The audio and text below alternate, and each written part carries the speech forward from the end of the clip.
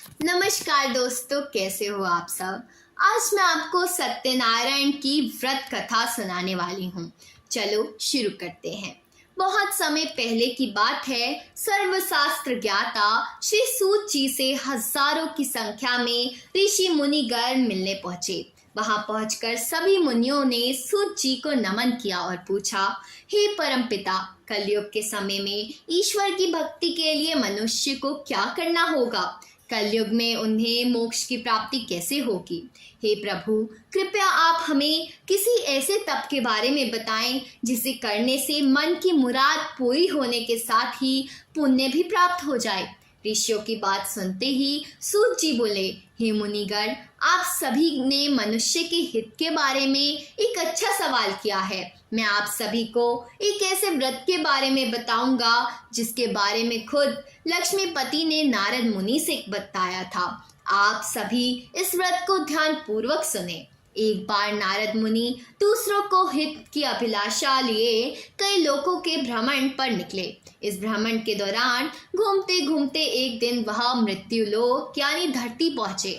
यहाँ नारद मुनि ने देखा कि सभी मनुष्य अपने कर्मों का फल भोग रहे हैं। इसके कारण सभी दुख से पीड़ित हैं। यह देखकर उनके मन में एक सवाल आया कि ऐसा कौन सा उपाय निकला जाए जिसका पालन करने से मनुष्य के दुख का अंत हो जाए। उनने अपना एक सवाल लेकर नारद मुनि विष्णु लोक पहुंच गए। वहां उन्होंने भगवान नारायण की आराधना की। प्रार्थना करते हुए नारद मुनि बोले, हे प्रभु, आप तो सर्वशक्तिशाली हैं। आपका कोई अंत नहीं है। आप सभी भक्तों के कष्टों को दूर करते हैं। आपको मेरा प्रणाम है। नारद मुनि की यह बातें सुनकर विष्णु जी प्रकट हुए और कहा, हे नारद मुनि, आपके मन में ऐसा कौन सा सवाल है जिसके लिए आप यहाँ पधारे हैं?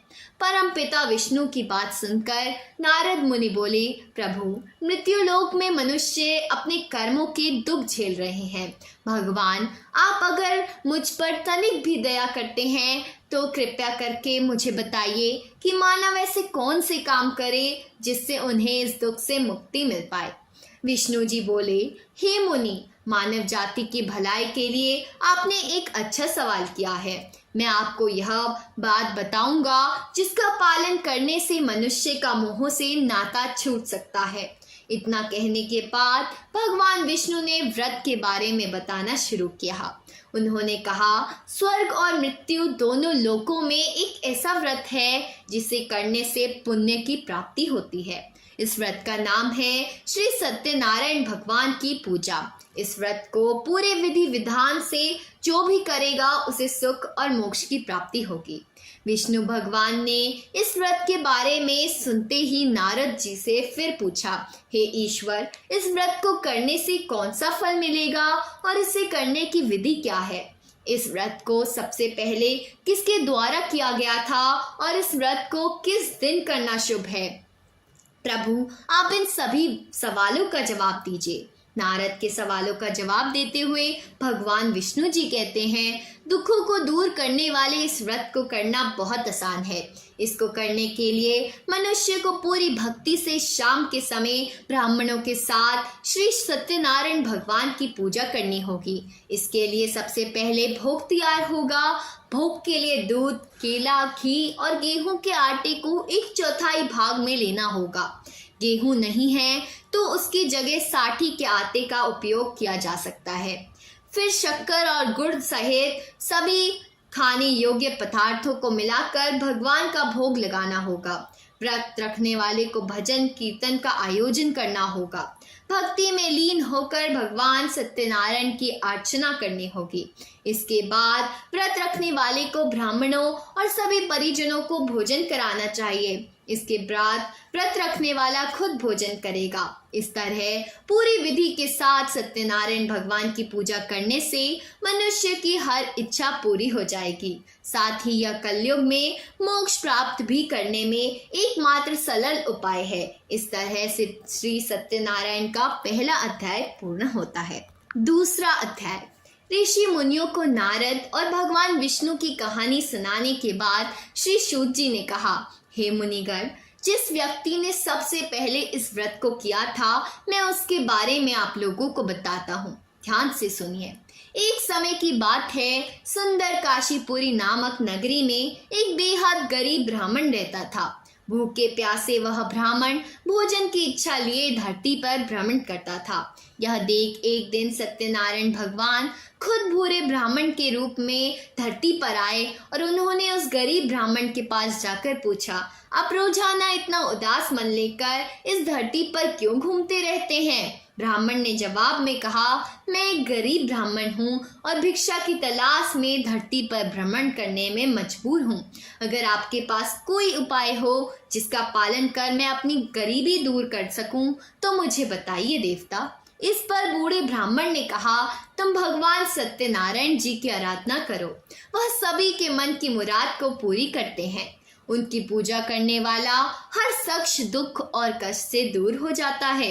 इतना कहकर बूढ़े ब्राह्मण का रूप लिए सत्यनारायण भगवान अदृश्य हो गए। उनकी बातें सुनकर निर्धन ब्राह्मण उस बात को करने का उपाय सोचने लगा। रात भर गरीब ब्राह्मण ने इसके बारे में सोचा और पूरी रात जागने के बाद सत्यनारायण भगवान की पूजा करने के लिए भिक्षा मांगने निकल पड़ा।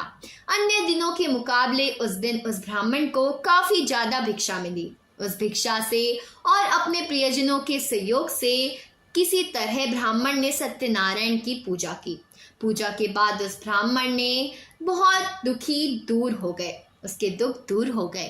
धीरे धीरे वह कई संपत्तियों का मालिक हो गया। ब्राह्मण हर महीने नियमित रूप से इस पूजा को करने लगा। श्री सूत जी ने कहा, इस तरह से जो कोई भी सच्ची श्रद्धा के साथ श्री सत्यनारायण भगवान की पूजा करेगा वह सभी प्रकार के दुखों और पापों से मुक्ति पा सकेगा।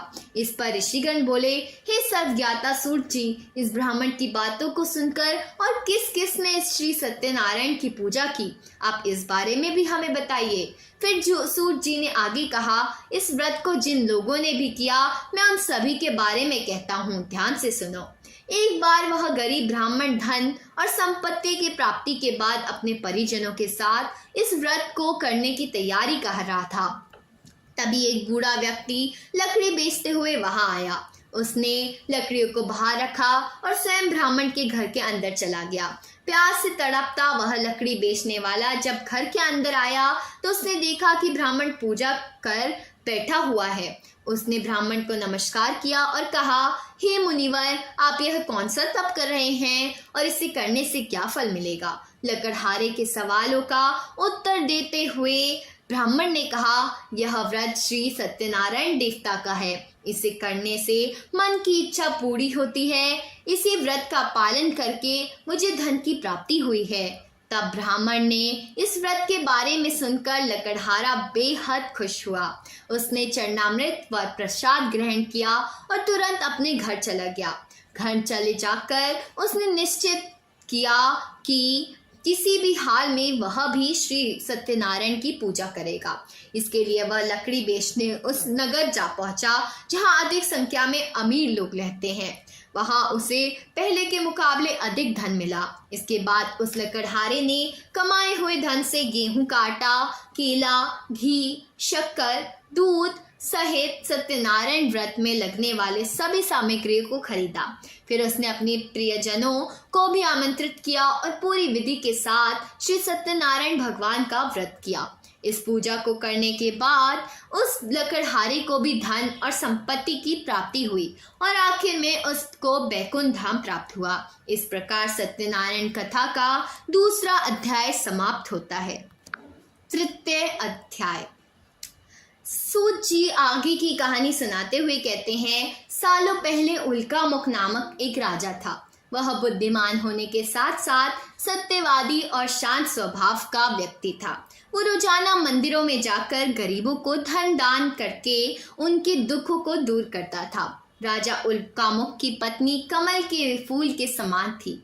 उन्हें पवित्र स्त्री माना जाता था। एक बार राजा उल्कामुख और उसकी पत्नी ने भद्रशीला नदी के किनारे श्री सत्यनारायण भगवान की पूजा की। तभी वहां साधु नाम का एक वैश्य पहुंचा। उस वैश्य के पास व्यवसाय करने के लिए काफी धन था। उसने जब राजा और उसकी पत्नी को व्रत करते देखा तो वह वहीं रुक गया। फिर उनसे विनम्रता पूर्वक पूछा, हे महाराज, आप कौन सा व्रत कर रहे हैं? राजा ने जवाब दिया, मैं अपने परिजनों के साथ पुत्र की प्राप्ति के लिए श्री सत्यनारायण की पूजा कर रहा हूँ। इस पर साधु ने कहा, क्या आप मुझे भी व्रत करने की विधि बताएंगे? मुझे भी संतान प्राप्ति की इच्छा है। साधु की बात सुनकर राजा ने उसे सत्यनारायण भगवान की पूजा की सारी विधि बताई। इसके बाद साधु अपने घर की ओर निकल पड़ा। घर पहुंचकर साधु ने अपनी पत्नी लीलावती के साथ वो व्रत की कथा बताई और कहा, मुझे जब संतान की प्राप्ति होगी तो मैं इस व्रत को करूंगा। कुछ दिन बाद सत्यनारायण भगवान की कृपा से साधु की पत्नी लीलावती पर बरसी और वह गर्भवती हो गई। आगे चलकर उसकी एक पुत्री हुई। लीलावती की पुत्री जब बड़ी हो गई यह पता ही नहीं चला। उसके माता पिता ने उसका नाम कलावती रखा। कुछ दिन बीतने के बाद कलावती की माता ने साधु को उसका वचन याद दिलाया, जिसमें उसने संतान प्राप्ति के बाद श्री सत्यनारायण भगवान की पूजा करने की बात कही थी। लीलावती ने कहा, हे स्वामी, अब आपको अपने वचन को पूरा करना चाहिए। इस पर साधु ने कहा, हे प्राण प्रिय, मुझे अपना वचन अच्छी तरह से याद है।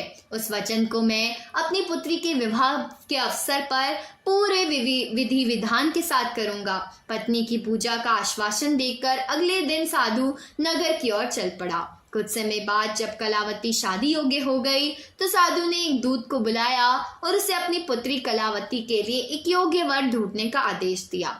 साधु का आदेश पाकर दूत कंचन नगर की ओर गया और वहां से एक योग्य वर लेकर आया। उस लड़के को देखकर साधु ने अपनी पुत्री का विवाह उससे कराने का फैसला किया। उसने तुरंत अपने प्रियजनों को आमंत्रित किया और अपनी पुत्री का विवाह करा दिया। शादी के दौरान भी साधु ने श्री सत्यनारायण की पूजा नहीं की। साधु का यह रवैया देख भगवान गुस्सा हो गए और उन्होंने साधु को अभिशाप दिया कि उसके जीवन में सब सुख समृद्धि दूर हो जाएगी। इधर अपने कार्यों में व्यस्त साधु अपने दिमाग के साथ चंद्रकेतु राजा के नगर में व्यापार करने पहुंचा। तभी एक दिन अचानक एक चोर चंद्रकेतु राजा का धन चुराकर भागते भागते उसी साधु की दुकान पर आ पहुंचा। यहाँ सिपाहियों ने अपने पीछे आते देख चोर से चुराया हुआ धन साधु की दुकान में छिपा दिया। राजा ने सिपाही जब वहां पहुंचे तो उन्हें राजा का धन साधु और उसके जमाई के पास मिला। उन्होंने तुरंत दोनों को बंदी बनाया और राजा के पास ले गए। सिपाहियों ने राजा को कहा, महाराज, हमने दोनों चोरों के सामान के साथ पकड़ लिया है। आप बस आदेश दें कि इन दोनों को क्या सजा दें। राजा ने सिपाहियों को आदेश दिया कि बिना देर करे इन्हें कारावास में डाल दिया जाए, साथ ही इनसे सारा धन ले लिया जाए। दूसरी तरफ साधु की पत्नी भी दुखी थी। उसने घर में जो कुछ भी सामान था उसे चोर ले गए थे। एक दिन साधु की बेटी कलावती भूख प्यास से तड़पती हुई भोजन की तलाश में एक ब्राह्मण के घर पहुंची। वहां उसने श्री सत्यनारायण का व्रत होते हुए देखा। फिर उसने भी उस ब्राह्मण से सत्यनारायण की कथा सुनी। उसके बाद प्रसाद ग्रहण कर अपने घर आई। घर पहुंचते ही कलावती की माँ ने अपनी बेटी से पूछा, बेटी, तुम अब तक कहाँ थी और तुम्हारे मन में क्या उथल पुथल हो रही है? उस पर कलावती अपनी माँ से कहा, हे माते, मैं अभी अभी एक ब्राह्मण के घर से आ रही हूँ। वहाँ मैंने श्री सत्यनारायण की कथा सुनी। अपनी पुत्री की बातों को सुनकर श्री लीलावती को भगवान की पूजा की तैयारी शुरू कर दी। फिर उसने अपने परिजनों को बुलाया और पूरे विधि विधान के साथ सत्यनारायण की पूजा की। साथ ही लीलावती ने भगवान से अपने पापों के लिए माफी मांगी और उसके पति और जमाई को रिहा करने की प्रार्थना भी की। लीलावती के इस कार्य से भी श्री भगवान प्रसन्न हुए और उन्होंने राजा चंद्रकेतु को सपने में दर्शन दिया और कहा, हे राजन, तुमने जिसे बंदी बनाकर रखा है उसे तुरंत रिहा कर दो और उसकी धन संपत्ति भी लौटा दो। अगर तुमने ऐसा नहीं किया तो तुम्हें भी मैं धन और संतान के सुख से वंचित कर दूंगा। अगली सुबह राजा ने दरबार में अपने सपने के बारे में बताया और सिपाहियों को दोनों कैदियों को साथ में लाने के लिए कहा। इसके बाद सिपाही ही साधु और उसके जमाई को लेकर दरबार पहुंचे। यहाँ दोनों ने राजा को प्रणाम किया। इसके बाद उनसे कहा, हमें गलत फहमी हो गई थी, अब वो दूर हो गई है, इसलिए आप दोनों जांच सकते हैं। और यहाँ पे चौथा अध्याय समाप्त होता है। माफ कीजिएगा, तीसरा अध्याय समाप्त होता है। 14 अध्याय। सर्वशास्त्र ज्ञाता सूत जी ऋषियों और मुनियों को आगे की कहानी सुनाते हुए बोले। राजा की आज्ञा के बाद वो साधु अपने दामाद के साथ घर की तरफ निकल पड़ा। कुछ देर जाने के बाद रास्ते में उन्हें एक व्यक्ति मिला जो डंडे के सहारे चल रहा था। वो व्यक्ति असल में खुद श्री भगवान थे। उन्होंने उनसे पूछा, हे साधु, तुम्हारी नौका में क्या है?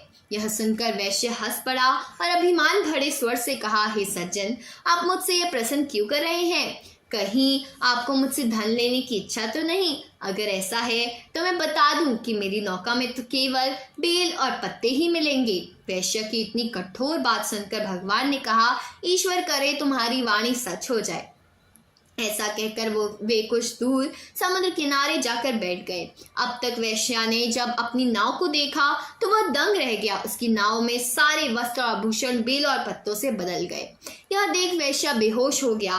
कुछ समय बाद उसे होश आया तो वह बहुत दुखी हो गया। उसने दामाद से कहा, पिताजी, आप चिंतित ना हो, यह सब उसी व्यक्ति के अभिशाप की वजह से हुआ है। हमें बिना देर किए उसके चरणों में गिनकर माफी मांग लेनी चाहिए, तभी जाकर हमारा यह दुख दूर हो सकेगा। अपनी जमाई की बात मानकर वैश्या उस व्यक्ति के पास पहुंचा और विनम्र स्वर से कहा, मेरे अपराध के लिए मुझे माफ कर दीजिए। इतना कहकर वैश्य जोर जोर से रोने लगा। इस पर भगवान ने कहा, हे साधु, तुम्हें जो भी दुख मिले हैं वो सभी मेरी ही आज्ञा से मिले हैं, क्योंकि तुमने अपने वचन के अनुसार एक भी पूजा नहीं की जिससे मेरा अपमान हुआ है। इस पर वैश्य ने कहा, हे भगवान, आप तो सर्वशक्तिशाली हैं। आपके रूपों को कई देवता भी नहीं पहचानते, तो भला मैं आपके रूप को कैसे पहचान पाता? अब मैं समझ गया हूँ और आपकी अपनी भूल को सुधारने के लिए मैं आपका व्रत करूंगा। आप कृपया करके मुझे माफ कर दें और मेरा धन मुझे लौटा दें। साधु की बात सुन भगवान खुश हुए और उसे आशीर्वाद देकर ओझल हो गए। इसके बाद वैश्य अपने जमाई के साथ नौता की ओर लौटा। वहां पहुंचते हुए उसने देखा कि पहले की तरह धन आ चुका है। इसके बाद उसी जगह पर वैश्य ने दामाद व अन्य साथियों के साथ मिलकर श्री भगवान की पूजा की और फिर अपने घर की तरफ चल पड़ा। वैश्य जब अपने जमाई के साथ नगर के पास पहुंचा तो उसने अपने दूत के माध्यम से अपने दामाद के वापस आने की सूचना पति को भिजवाई। दूत ने उनके घर जाकर वैश्य की पत्नी लीलावती को नमस्कार करते हुए कहा, मालकिन साहब और दामाद दोनों घर आ चुके हैं। वैश्य की पत्नी लीलावती उस दूत की बात सुनकर काफी प्रसन्न हो गई। उसने तुरंत भगवान की पूजा पूरी की और पुत्री कलावती से कहा, मैं तुम्हारे पिता के दर्शन के लिए जा रही हूँ, तुम भी अपना काम पूरा कर तुरंत दर्शन के लिए आ जाना। अपनी माँ की बातें सुनकर कलावती भी प्रसन्न हो गई और जल्दबाजी में भगवान की कथा का प्रसाद छोड़कर अपने पति से मिलने चली आई। कलावती द्वारा प्रसाद का अनादर देख भगवान को गुस्सा आ गया। क्रोध में आकर उन्होंने नौका सहित कलावती के पति को पानी में डुबो दिया। जैसे ही कलावती वहां पहुंची उसने देखा कि पति वहां नहीं है, तो वो बेहद दुखी हुई और जोर से रोने लगी। इधर वैश्य अपने जमाई को डूबता देख एक बार फिर से भगवान को स्मरण करने लगा। उसने प्रभु से प्रार्थना की कि हे ईश्वर, कृपया कर मेरे परिवार से जो भी भूल हुई हो उसे माफ करें। साधु की प्रार्थना सुन प्रभु बोले, हे साधु, तुम्हारी पुत्री ने मेरे प्रसाद का अपमान किया है, यही कारण है उसका पति यह धन झेल रहा है। अगर वह घर वापस जा मेरे प्रसाद का सेवन करती है तो इसका पति सुकुशल हो जाएगा। इतना सुनते ही कलावती तुरंत घर के अंदर जाती है और प्रसाद का सेवन करती है। प्रसाद खाने के बाद जब कलावती दोबारा अपने घर के पास बाहर आई तो अपने पति को सही सलामत पाया। इसके बाद साधु एक बार फिर से अपने परिजनों के साथ मिलकर पूरे विधि विधान के साथ श्री भगवान की व्रत करता है। पूजा के बाद वह सुखी सुखी अपना जीवन व्यतीत करता है और अंत में इस लोक का सुख प्राप्त कर स्वर्ग लोक चले जाता है।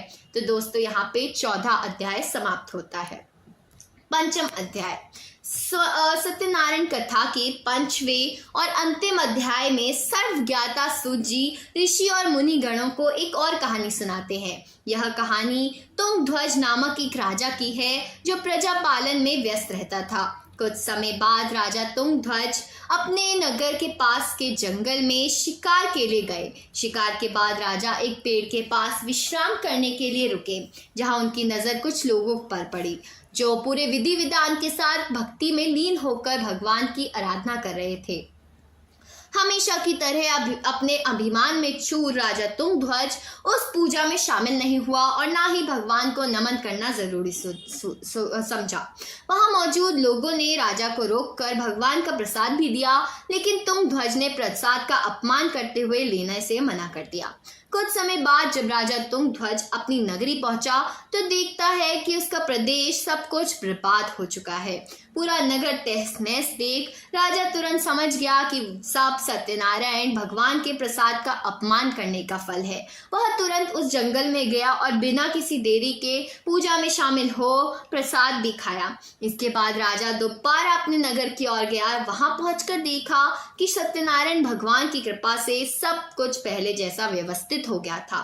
इसके बाद राजा तुंगध्वज ने लंबे समय तक सुख और समृद्धि के साथ अपना जीवन व्यतीत किया और फिर मृत्यु के बाद उसे स्वर्ग लोक की प्राप्ति हुई। इस कहानी के बाद सूत जी ने ऋषियों से कहा, हे मुनिगर, इस संसार में जो भी मनुष्य श्री भगवान के व्रत को करेगा उसकी सभी मनोकामनाएं पूरी हो जाएंगी। इस पूजा को करने से गरीब को धन की प्राप्ति, निसंतान को संतान का सुख मिलेगा। वही मनुष्य अपनी मनोकामना पूरी करने के बाद जीवन में आखिरी वक्त में वैकुंठ धाम चला जाता है। आगे सूत जी कहते हैं, मैं अब आपको इन सभी के व्रत करने वाले लोगों के दूसरे जन्म के बारे में बताता हूँ। दूसरे अध्याय में वृद्ध ब्राह्मण ने अगले जन्म में सुदामा के रूप में जन्म लिया और मोक्ष की प्राप्ति की। वहीं दूसरे अध्याय के लकड़हारे ने निषाद के रूप में जन्म लेकर मोक्ष की प्राप्ति की। इसके अलावा तीसरे अध्याय के उल्कामुख राजा ने दशरथ के रूप में बैकुंठ की ओर प्रस्थान किया। चौथे अध्याय के साधु नामक वैश्य ने मोरध्वज के रूप में अपने पुत्र की तरफ से मोक्ष की प्राप्ति की। वहीं पांचवें यानी अंतिम अध्याय में तुंगध्वज राजा ने भगवान की प्राप्ति में लीन होकर मोक्ष प्राप्त किया। तो दोस्तों, इस प्रकार सत्यनारायण कथा का 5वां अध्याय खत्म होता है। कहानी पसंद आई हो तो वीडियो को लाइक करना और भगवान के लिए कमेंट में जय श्री भगवान, जय श्री देवता या फिर सत्यनारायण भगवान की जय लिखकर आभार व्यतीत करना। तो दोस्तों, अभी के लिए बस इतना ही। मिलते हैं अगली वीडियो में।